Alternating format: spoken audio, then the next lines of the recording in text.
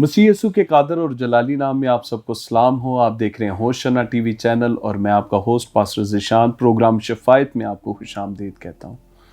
तो अजीज़ों, जैसा कि इस प्रोग्राम में हमारी दिली दिलचस्पी ये होती है कि यहाँ पर वो खादम और खादमाएँ हैं जो मुल्क पाकिस्तान में खिदमत के काम को सर अंजाम दे रहे हैं। आज इसी तरह से हमारे दरमियान एक खुदा की खादमा मौजूद हैं जिनका बुनियादी तौर पे ताल्लुक़ जो है वो इस्लामाबाद से है और वो लाहौर बाइबल इंस्टीट्यूट में दूसरे साल की तालिब इल्म हैं।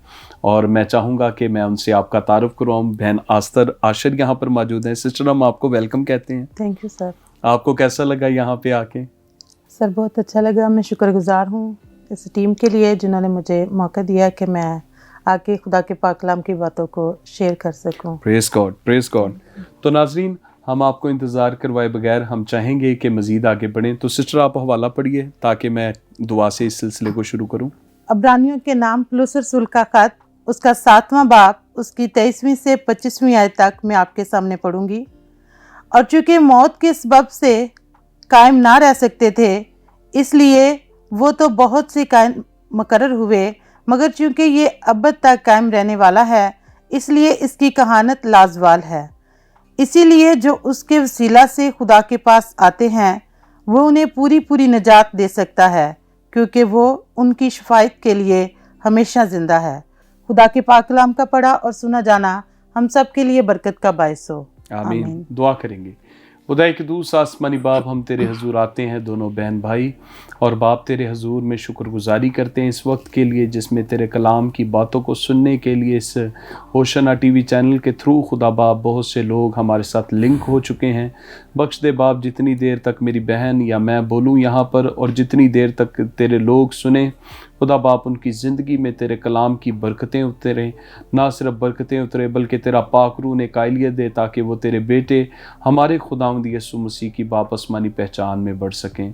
सो इस सारे सिलसिले को शुरू से आखिर तक खुदा बाप अपने हैंड ओवर कर और हमारी बड़ी मदद कर, और हर तरह की दिक्कत से, हर तरह की रुकावट से और हर तरह के दीदनी नादीदनी कुव्वतों के मुंतशिर करने से हमें महफूज रख। ये सब कुछ मांगते यीशु मसीह के नाम से, आमीन। जी सिस्टर, तो आपने जो हवाला पढ़ा, आप इसके बारे में क्या तशरीह देना चाहेंगे?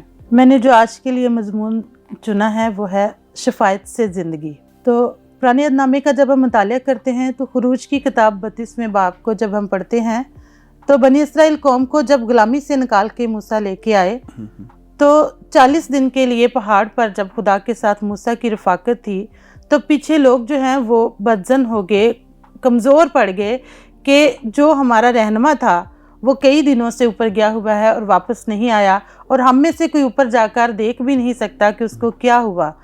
तो उनके इन कमज़ोर ख्यालात ने उनको इस कदर नढाल किया कि अब हमारा रहनुमा कौन बनेगा, कौन हमें कनान तक लेके जाएगा जिस मुल्क के लिए हमें निकाल के लाए। तो उन्होंने, हारून ने उनको रहनुमाई की और उसने कहा कि सब लोग सोना इकट्ठा करो और मेरे पास लाओ, हम एक बछड़ा बनाएंगे। और उन्होंने एक बछड़ा बना लिया और उसकी पूजा करने लगे और कहने लगे कि ये हमारा रहनुमा है जो हमें गुलामी से निकाल कर लाया है।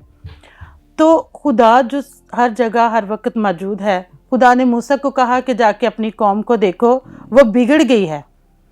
तो मूसा जब ऊपर से आ रहा है खुदा के कहने पे उनको देखने के लिए, तो दूर तक आवाज़ जा रही है। अभी वो नज़र नहीं लोग आ रहे, लेकिन आवाज़ पहुंच रही है और मूसा परेशान हो रहा है। वो कह रहा है कि ये क्या आवाज़ है, ना तो ये किसी मातम की आवाज़ है, ना ये किसी इबादत की आवाज़ है, फिर ये किस किस्म का शोर है। उसकी समझ में नहीं आ रहा था क्योंकि ये उनकी ज़िंदगी का हिस्सा ना था। तो जैसे वो करीब आया तो उसने देखा कि वो नाच रहे हैं, गा रहे हैं और बजा रहे हैं और बछड़े को खुश कर रहे हैं और नारे लगा रहे हैं कि ये हमारा वो देवता है जो हमें गुलामी से निकाल कर लाया।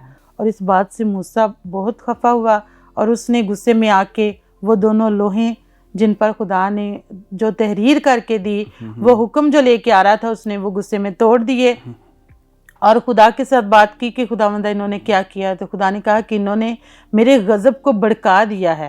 अब कोई ऐसा शख्स नहीं है जिसके कहने पे मैं इन पर अपने गज़ब को रोकूं। अब खुदा की बात लोगों तक पहुंचाई कि आप लोगों ने गुनाह किया है और आप लोगों ने ये गलत किया, मेरे आने का इंतज़ार नहीं किया, तो खुदा अब आप पर गज़बनाक है। تو لوگ موسیٰ کو دیکھ کے خوش ہو گئے کہ موسیٰ زندہ ہے اور واپس آ گیا ہے، اور انہوں نے اپنے گناہ کا اقرار کیا کہ ہم نے یہ غلط کیا ہے، ہم زندہ خدا کو ماننے والے ہیں اور ہم نے کیوں بت بنایا، اور اس بت کو اندر توڑ دیا، انہوں نے پگھلا کے اس کا نام نشان وہاں پر ختم کر دیا۔ پھر موسیٰ کے پاس لوگ آئے کہ اب کیا اس کا حل ہو سکتا ہے، تو موسیٰ نے کہا کہ میں آپ کی شفاعت کرنے کے لیے خدا کے پاس پہاڑ پر جاؤں گا اور میں خدا سے بات کروں گا کہ وہ آپ کو بخش دے۔ موسیٰ جب پہاڑ پر جاتا ہے، خدا کے ساتھ بات کرتا ہے، تو موسیٰ نے خدا سے کہا کہ اے خدا، میری قوم نے گناہ کیا ہے اور انہوں نے اپنا گناہ مان لیا ہے، اور میں ان کی شفاعت لے کے آیا ہوں کہ ان کا گناہ معاف کیا جائے۔ اگر میری قوم کو معاف نہیں کیا تو خیر، ورنہ میرا نام اس کتاب سے جو آپ نے لکھی ہے اس میں سے میرا نام مٹا دینا۔ یہ ایک بہت بڑی شفاعت ہے کہ اس نے اپنی قوم کی خاطر کہا کہ اس ابدی کتاب حیات میں سے میرا نام مٹا دیا جائے، کیونکہ مجھے بھی اپنی قوم کے ساتھ ہلاک ہونا ہے۔ لیکن خدا جو انصاف کا خدا ہے، خدا نے کہا کہ جس نے میرا گناہ کیا ہے اس کو سزا ملے گی، اور میں اسی کا نام کتاب حیات میں سے مٹاؤں گا، تیرا نام ہرگز نہیں مٹے گا۔ تو یہ ہم دیکھتے ہیں کہ اس نے اپنی جان داؤ پہ لگا دی، اپنی آخرت جو ہے داؤ پہ لگا دی اپنی قوم کے لیے، لیکن انصاف کے خدا نے اس شفاعت کو قبول نہ کیا۔ پھر ہم ابراہیم کی کہانی کو دیکھتے ہیں۔ جب خدا اس کے گھر میں آیا، ابراہیم کے گھر میں جب خدا آیا تو اس نے اس کی خدمت کی، اور خدا نے اس کے ساتھ بات شیئر کی کہ میں سدوم اور عمورہ کو تباہ کرنے کے لیے آیا ہوں، اور جو خدا کے ساتھ دو فرشتے تھے ان کو سدوم اور عمورہ کی طرف بھیج دیا۔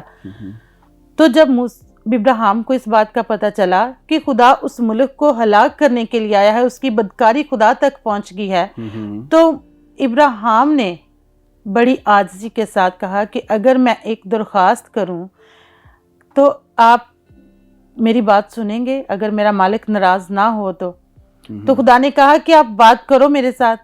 تو اس نے کہا کہ اگر وہاں پہ 50 ایماندار ہوں تو کیا اس کی خاطر اس ملک کو چھوڑا نہیں جائے گا؟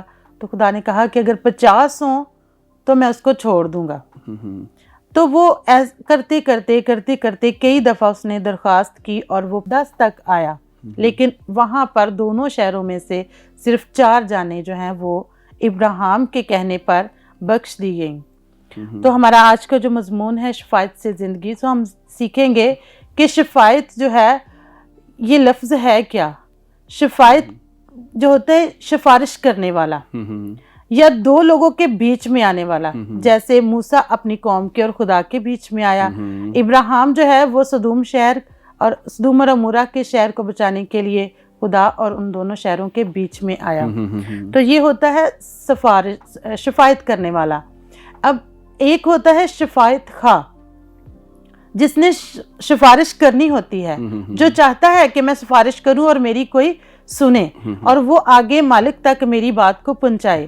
اب ہم نے جو حوالہ پڑھا وہاں پر ہمیں 25ویں آیت میں ملتا ہے، اس لیے جو اس کے وسیلہ سے خدا کے پاس آتے ہیں وہ انہیں پوری نجات دے سکتا ہے، کیونکہ وہ ان کی شفاعت کے لیے ہمیشہ زندہ ہے۔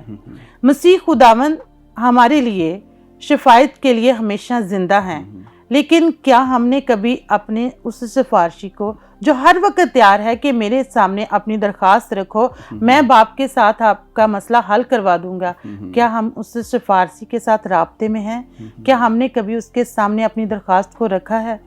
اگر نہیں رکھا تو کلام مقدس جو ہے وہ ہمیں اس طرح کی دلیری دیتا ہے، اس طرح کی طریقہ کار سکھاتا ہے، اس طرح کی راہ دکھاتا ہے کہ ہم اس سفارشی تک پہنچ سکیں۔ موسیٰ جب بنی اسرائیل قوم کو نکالنے کے لیے فرعون بادشاہ کے پاس جاتا ہے تو ان پر 10 آفات آتی ہیں، اور ہر ایک آفات کے بعد فرعون جو ہے وہ موسیٰ سے شفاعت کرتا ہے کہ میری خدا سے درخواست کرو یا شفاعت کرو کہ یہ آفت ٹل جائے۔ اور جب خروج کی کتاب کا ہم مطالعہ کرتے ہیں تو مختلف جگہوں پہ بلکہ ہر آفت کے بعد ہمیں یہ شفاعت کا لفظ ملتا ہے، اور وہاں پر شفاعت جو ہے وہ منظور ہو رہی ہے جب موسیٰ فرعون بادشاہ کی شفاعت کرتا ہے کہ یہ آفت جو ہے وہ ان سے ٹل جائے، اور وہ آفت ان سے ٹل جاتی ہے۔ لیکن کیا ہم ہماری شفاعت جو ہے وہ اس قدر پاورفل ہے.